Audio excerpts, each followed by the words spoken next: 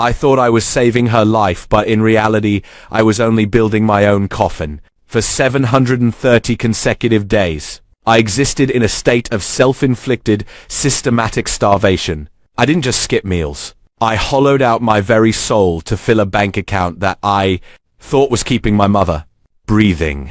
I lived in a room in a dilapidated corner of New Jersey, a space that smelled of damp concrete, stale coffee, and the thick, oily exhaust from the 6-lane highway that roared 20 feet from my window. The walls were so thin that I could hear my neighbor's ragged cough every night, a sound that reminded me of the mortality I was fighting against.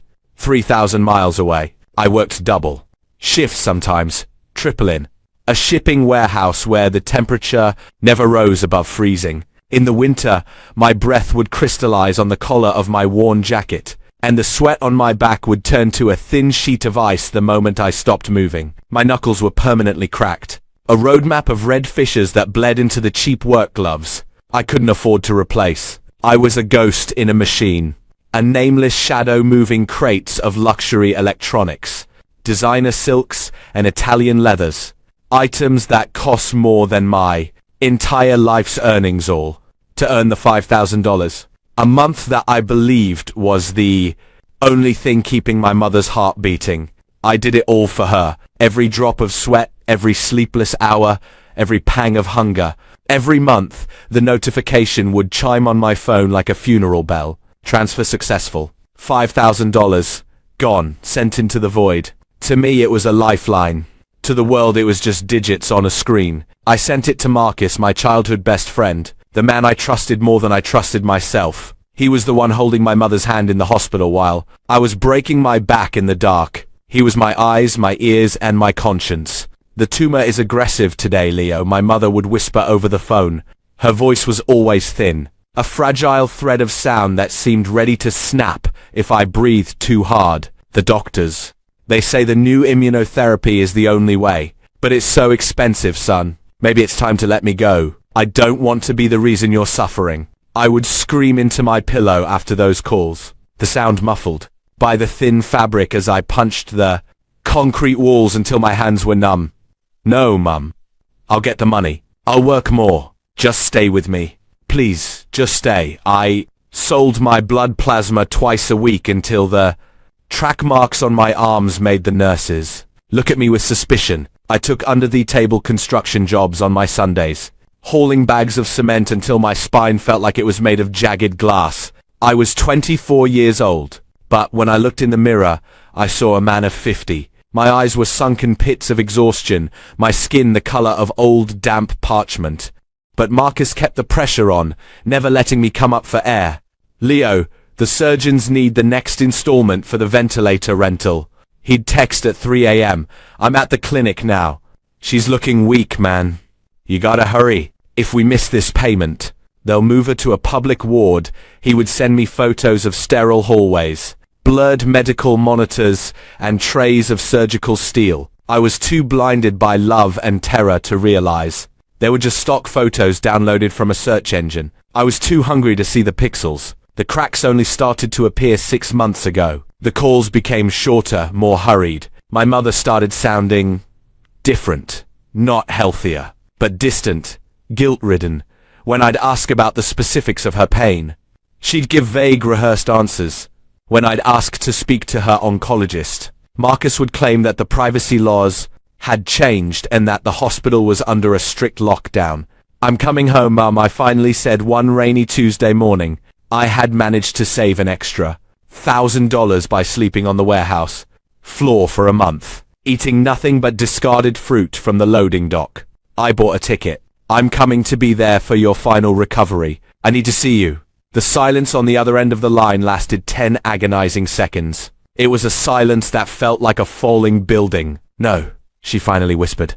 Her voice wasn't raspy anymore. It was sharp, piercing, terrified, the germs. Leo, the hospital says your international travel makes you a bio-risk. If you come here, they'll move me to a quarantine wing. You'll kill me just by being in the room. Stay there, work, send the final payment for the discharge fee. That's all I need from you. That was the first time I felt the cold, oily hand of suspicion wrap around my throat. Why would a dying mother refuse her only son's face? I didn't listen. I took my small bag, my one-way ticket, and the remaining $300 in my pocket. I didn't tell Marcus. I didn't tell her. When I landed in my hometown, the air felt wrong. It smelled of rain, ozone, and 1,000 old lies. I went straight to the St. Jude private wing. I walked up to the reception desk, my heart hammering against my ribs like a trapped, dying bird. "I'm here to see Elena Rossi," I said, my voice cracking with 2 years of suppressed emotion. The receptionist frowned, clicking through her computer database. "Rossi, Elena. I'm sorry, sir. We haven't had a patient by that name in the history of this hospital. Are you sure you have the right wing?" I felt the blood drain from my face, leaving me lightheaded and cold. Check again. "Cancer ward. Room 302. Marcus Sterling has been making the payments." She looked at me with genuine heartbreaking pity. "Sir, room 302 is a storage closet for cleaning supplies, and we don't have a cancer ward on this floor. This is the maternity wing. Are you sure you're in the right city?" I stood there, surrounded by the sound of newborn babies crying, the sound of beginning lives, and realized that for 2 years, I had been mourning a woman who wasn't even sick. My $120,000, the total price of my youth, my health, and my very sanity had been vaporized into a lie. I stood outside my mother's house. This was the sanctuary where I grew up, the place where she used to bake bread every Sunday, and where the smell of jasmine used to drift through the open windows like a blessing. Now it was a corpse. The windows were boarded up with rotting grey plywood. The garden was a jungle of thorns and dead grass. The foreclosure sign nailed to the front door was dated 18 months ago. She hadn't lived here in a year and a half. My mother was a ghost in her own life. I pulled out my phone. My hands were shaking so hard I almost dropped it into the muddy gutter. I called Marcus. I wanted to hear the lie one more time. I wanted to see how deep the poison went before I cut it out. Ring, ring, ring. Leo, my brother, the man of the hour. Marcus sounded like he was standing on a mountain of gold. In the background, I heard the sophisticated swell of a string quartet and the clinking of expensive crystal. "Why are you calling so early? Did the warehouse give you a bonus? We really need that last wire by noon to clear the surgeon's bill." "How is she, Marcus?" "How is my mother?" My voice was a low, jagged rasp, like a blade being pulled across gravel. "She's struggling, man. It's been a rough morning. The new immunotherapy meds are causing some hallucinations. She's sleeping right now, heavily sedated. Don't call her, okay? It'll just confuse her and set back the progress. Just focus on the money, Leo. We're so close to the finish line. One last push." "Where are you right now, Marcus?" "Me? Just at the office, man. Buried in paperwork, grinding for the both of us." "Why do you ask?" "You sound weird." "I'm at the house, Marcus," I whispered. I looked at the foreclosed sign. I looked at the dead jasmine. I'm looking at the boards on the windows. I'm looking at the decay. "Why didn't you tell me she lost the house? Where has the money been going, Marcus?" The line went dead silent. The music in the background seemed to grow louder, mockingly cheerful. I could almost feel his heartbeat through the speaker. "Leo, look." Marcus's voice dropped the friendly brotherhood act. It became cold, clinical, and sharp. "I didn't want to stress you out while you were so far away. We moved her to a private villa. Much better air, much better staff. It was incredibly expensive, which is why we needed the extra $5,000 last month. I'll send you the address tomorrow. I gotta go. I have a big meeting with the board of directors. Talk soon." He hung up. He didn't know I was standing in the ruins of my life. He didn't know I was 3 miles away from him, breathing the same air. I felt a surge of nausea so violent I had to lean against a rusted, cold lamppost to keep from collapsing. They were in this together. My mother, the woman who taught me that honesty was the only currency that mattered. And Marcus, the man I called my brother. They had bled me dry, drop by drop, for 2 years. I wandered the city like a ghost in a dream.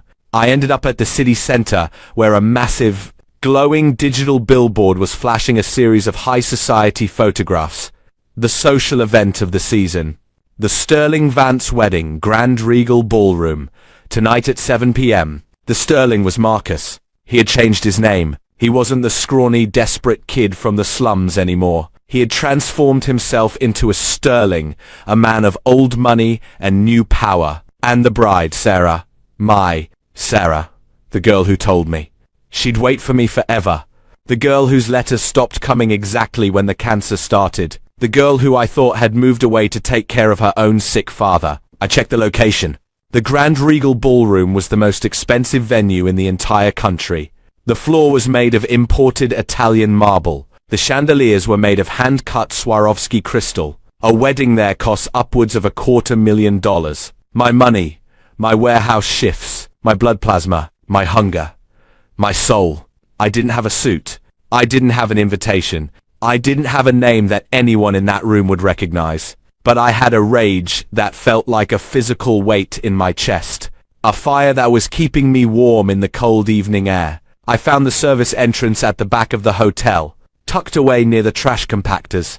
I watched the catering staff unloading crates of vintage champagne. I waited until a young waiter stepped out for a cigarette. Then I slipped inside through the heavy steel door. I found a locker room for the staff. I put on a crisp white shirt, a black vest, and a stiff black tie. I found a silver tray. I moved with the invisibility of a man who had spent 2 years being a shadow. I pushed through the swinging doors into the ballroom. The opulence was sickening. The air smelled of white lilies, expensive cigars, and $500 an ounce perfume. And there, at the center of the room, sat Marcus. He looked like a king. He was wearing a tuxedo that cost more than my father made in a decade. He was laughing, toasting a group of men in expensive tailored suits. But my eyes didn't stay on him. I scanned the room looking for my mother. I expected to see her at the head table, draped in silk and diamonds, finally showing her true face as the architect of my misery. Instead, I saw a woman in a black maid's uniform standing by a service station near the kitchen doors. She was holding a heavy tray of dirty, grease-stained plates. Her back was hunched. Her hair was grey and thin, pulled back into a tight, painful bun. She wasn't a guest. She wasn't a co-conspirator. She was the help. As I watched, Marcus walked over to her. He didn't offer a hug. He didn't offer a chair. He snapped his fingers in her face and pointed to a glass that had shattered on the floor near his feet. My mother, the woman I thought was dying of a tumor, dropped to her knees and began to pick up the jagged shards with her bare hands while Marcus laughed and walked back to his beautiful bride. The world began to tilt on its axis.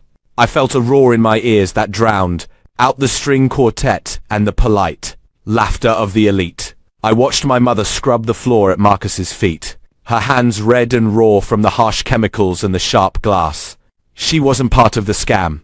She was a prisoner in a gilded cage. I retreated back into the kitchen for a moment, my heart pounding so hard against my ribs that I thought it would shatter them. I found a black surgical mask in the supply room and pulled it over my face, hiding my sunken features. I pulled my waiter's cap low over my eyes. I grabbed a bottle of vintage red wine and a tray. I walked back onto the floor, moving toward the corner where my mother was now standing, waiting for her next order like a beaten, broken animal. I stood right beside her.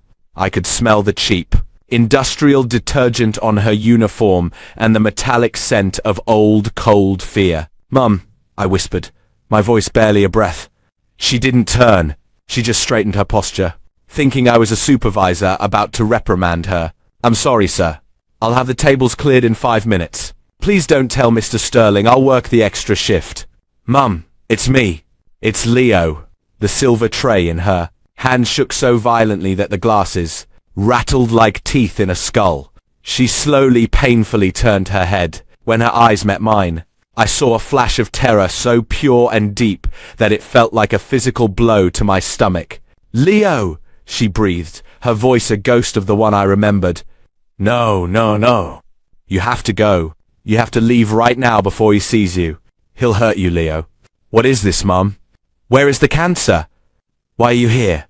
Why is Marcus treating you like a dog? He'll kill you, Leo," she hissed, her eyes darting toward the head table with the frantic rhythm of a trapped bird. "If he sees you, he'll do it. He'll release the files. He told me he has everything ready." "What files, Mum?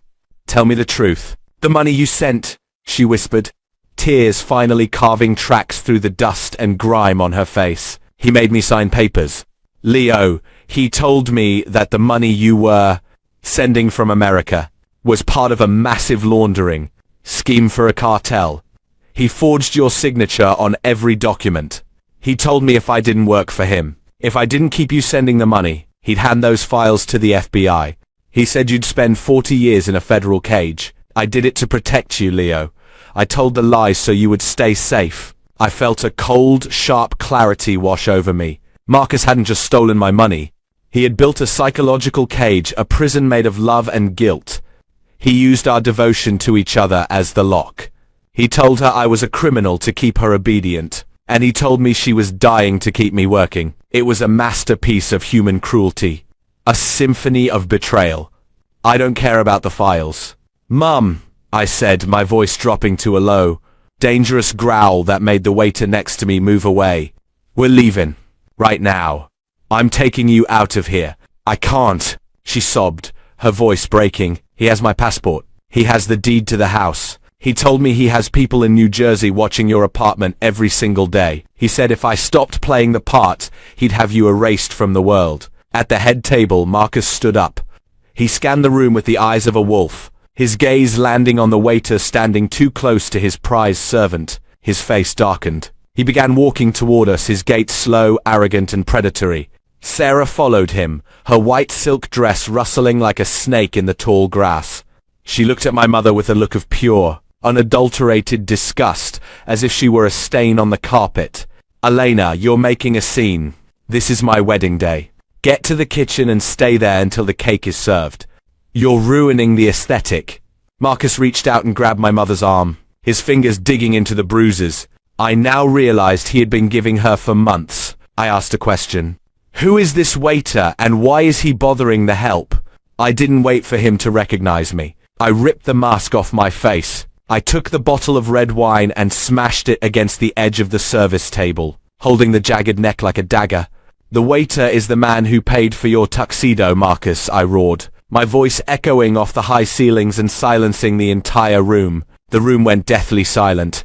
The music stopped mid-note. The guests turned, their faces masks of confusion, shock, and elitist horror. Marcus didn't flinch. He just smiled, a slow, twisted grin that told me he had been waiting for this moment, that he enjoyed the theater of it. Leo, he said, his voice smooth as silk and cold as ice. I wondered when you'd grow a spine. You always were a bit of a slow learner, weren't you? I have the bank records, Marcus, I said, my hands shaking with a volatile mix of rage, adrenaline, and 2 years of exhaustion. I have every transfer. I have the messages where you lied about the surgeons. I have the photos you sent from the hospital. I'm calling the police. I'm taking my mother and I'm burning your life to the ground tonight. Marcus laughed. It was a dry, hollow sound that made my skin crawl. He stepped closer, ignoring the jagged glass in my hand, confident in his own power. Call them, he whispered, leaning in until I could smell the expensive scotch and the arrogance on his breath. Do it. I'll even give you my phone to make the call. But before the first patrol car arrives at the front gate, I'll hit send on a digital packet I've prepared for the authorities. It contains your confessions to wire fraud and international money laundering. My father-in-law is the district attorney. Leo, who do you think the system is going to protect? The man who just donated $2 million to the police foundation? Or the starving, unhinged warehouse worker with a suspicious bank history? I looked at Sarah. She was looking at me with cold, dead eyes, her beauty now looking like a mask of porcelain. You were always so dramatic, Leo. You should have just stayed in the warehouse. You were useful there. You were a good little worker bee. You helped him, I asked, the betrayal cutting deeper than the glass in my hand ever could. You were the one who knew my handwriting. You were the one who wrote the letters when my mother was too weak to type. We needed a start, Leo, she said, shrugging her thin, elegant shoulders. You were just a means to an end, a scholarship for our future. Marcus turned to the crowd, his voice booming with fake charisma and practiced authority. Ladies and gentlemen, please, excuse this unfortunate interruption. Just a disgruntled former employee with a history of mental instability and substance abuse. Security is on their way to escort him out. Please, return to your drinks and the music. The guests began to murmur, some turning away in boredom, others still filming with a ghoulish curiosity. Marcus turned back to me, his eyes twin pits of darkness. "Leave now, Leo. Go back to your hole in New Jersey and pretend this never happened. If you do, I'll let your mother live out her days in the basement. I'll even give her an extra meal a week. If you don't, well, I've always wanted to see how a man of your sensitivity handles a federal prison shower." I didn't move. I reached into my pocket slowly. Marcus flinched, his hand instinctively going to his waistband as if he expected a weapon. I pulled out my phone, the screen cracked but still glowing.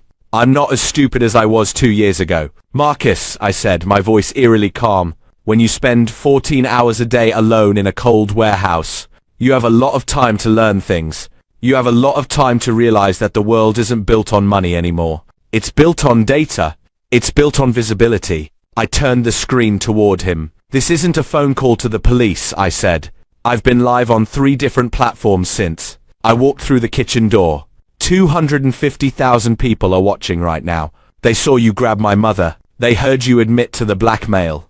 They heard Sarah admit to the forgery. They saw the DA's daughter confess to a felony. Marcus's face went from pale to a sickly mottled grey.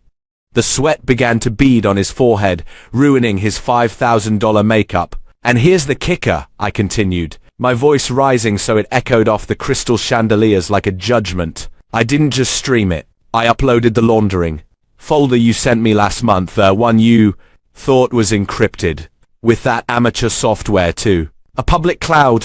I sent the link to every major news outlet and investigative journalist in the city 10 minutes ago. The internet is currently deconstructing your shell companies in real time. They've already found your real name. They've already found the offshore accounts you used to pay for the flowers in this room." In the back of the room, the district attorney, Sarah's father, suddenly stood up from his table. He looked at his phone, his face turning the color of wet ash. He didn't look at Marcus. He didn't look at his daughter. He turned and ran for the emergency exit, leaving his reputation behind. Marcus lunged at me. He was no longer the sterling king. He was a cornered, rabid animal. He tackled me into a table of crystal glassware, and the sound of shattering glass was like 1,000 screams. He pinned me to the floor, his hands closing around my throat with a strength born of desperation. "I'll kill you," he screamed, his face twisted in a mask of pure, unadulterated hatred. "I'll kill you both before the police get here." I couldn't breathe. My lungs felt like they were filled with lead. The world began to dim at the edges, the bright lights of the ballroom turning into distant stars. I saw the ceiling fans spinning above me like the blades of a helicopter, coming to take me away, and then the weight on my chest vanished. My mother had picked up a heavy, silver-plated serving tray, same tray she had been forced to carry for him for a year. She didn't scream. She didn't cry out. She swung it with every ounce of the strength she had left after 2 years of slavery and fear. Clell, Engi. The sound was sickeningly solid, the sound of a bell tolling for a dead man. Marcus slumped over, blood blooming from a jagged gash on his forehead, falling onto the white lilies he had bought with my life's blood. He fell like a sack of stones, his tuxedo finally stained with the reality of his actions. The aftermath was a chaotic blur of blue lights, sirens and cold interrogation rooms. The Sterling Empire, built on a foundation of lies and my mother's tears, vanished in a single night. When the police arrived, they didn't arrest me. They couldn't. The evidence was everywhere, in the live stream, in the documents the internet sleuths had uncovered in minutes, and in the physical bruises on my mother's arms. Marcus was taken away in an ambulance, his hands handcuffed to the cold steel of the gurney. Sarah was escorted into a patrol car, her white silk dress stained with wine, blood, and the wreckage of her ambition. The district attorney resigned by sunrise, citing personal reasons that no one believed. I sat with my mother on that bench. She was shaking, her hand clutched in mine like it was the only thing keeping her from floating away. "I'm sorry, Leo," she whispered, her voice barely audible over the morning traffic. "I should have told you. I should have fought back earlier. I was so afraid for you." "You did fight back, Mum," I said, touching the bandage on my forehead where a piece of glass had cut me. "You saved me. You ended it." But the victory felt like ashes in my mouth. We had no home. We had no money. I had destroyed my health and my youth for a lie. and she had destroyed her spirit for a threat. We were standing on the sidewalk with nothing but the clothes on our backs, and a story that the world would forget by tomorrow. A black sedan pulled up to the curb, its engine purring softly. A man in a plain charcoal suit stepped out. He didn't look like a cop. He looked like an accountant or a lawyer, someone who dealt in the hard reality of numbers. "Mr. Rossi," he said, nodding to me with a professional respect I hadn't felt in years. "My name is Miller. I'm with the court-appointed receivership for the Sterling assets. We've spent the night freezing every account associated with the Sterling-Vance wedding. I don't care about the money anymore," I said, looking at the ground. "Just let us go. We want to be done with this." "You might want to care, Mr. Rossi," Miller said, handing me a thick manila folder. "During the search of Marcus's private safe at his penthouse, we found something unexpected. A life insurance policy and a sealed trust fund." I opened the folder with numb fingers. My eyes scanned the legal jargon until they hit a name I didn't recognize. "Marcus Sterling Sr., who is this?" I asked. "Marcus's father," Miller said. "He died 3 years ago. He was a very wealthy man, a developer. He left his entire estate to his 2 sons to be shared equally upon his death. But Marcus, he hid the existence of the second son from the probate court. He used the trust money to build his new identity, but the trust required medical proof of a family emergency to release the bulk of the principal before he turned 30. I looked at my mother. She looked away, her face flushing with a hidden shame that had been buried for 20 years. "Leo," she whispered, her voice trembling, "I never told you, before your father passed, there was a man. Marcus's father. It was only for a summer. I didn't know he was wealthy. I didn't even know he had another son until Marcus showed up at our door 2 years ago with those documents." The twist hit me harder than Marcus's tackle ever could. Marcus wasn't just my friend. He was my half-brother. He knew about the inheritance from the start. He knew that if I stayed in town, I'd eventually be found by the estate lawyers. So he invented the cancer. He sent me away to the other side of the country. He made me send him money to prove a medical need to the trust officers so he could trigger the release of the millions of dollars for himself. He hadn't just stolen my money. He had stolen my birthright. He had treated his own brother like a slave, and his own stepmother like a servant just to protect a pile of gold he didn't earn. He wanted me to suffer because he hated the fact that I existed. "The court has ruled the trust was obtained through extreme fraud," Miller said, his voice bringing me back to the present. "Since Marcus is now a convicted felon and the primary architect of the fraud, the entire estate, the house, the remaining liquid assets, and the trustees being transferred to you as the sole remaining legal heir, effective immediately." I looked at the check attached to the front of the folder. $1.2 million. It was enough to buy 10 houses, enough to pay for 1,000 surgeries, enough to make sure I never had to lift a crate or skip a meal ever again. I looked at the check. Then I looked at the police station where Marcus was being held in the infirmary. I thought about the 2 years of cold, hunger, and bone-deep fear. I thought about the broken skin on my mother's hands and the light that had gone out in her eyes. I took the check, folded it, and handed it to my mother. "Buy the house back, Mom," I said, my voice finally firm. "And buy the one next to it. Burn them both down if you want to. Build something new. Build a life where you never have to be afraid of a shadow again." "Where are you going?" she asked, her voice filled with a new kind of worry. I looked at my hands. They were scarred, calloused, and strong. I wasn't the boy who left 2 years ago. I wasn't the victim anymore. I was a man who had walked through the fire and come out the other side. "I'm going to find a place where the air doesn't smell like secrets," I said.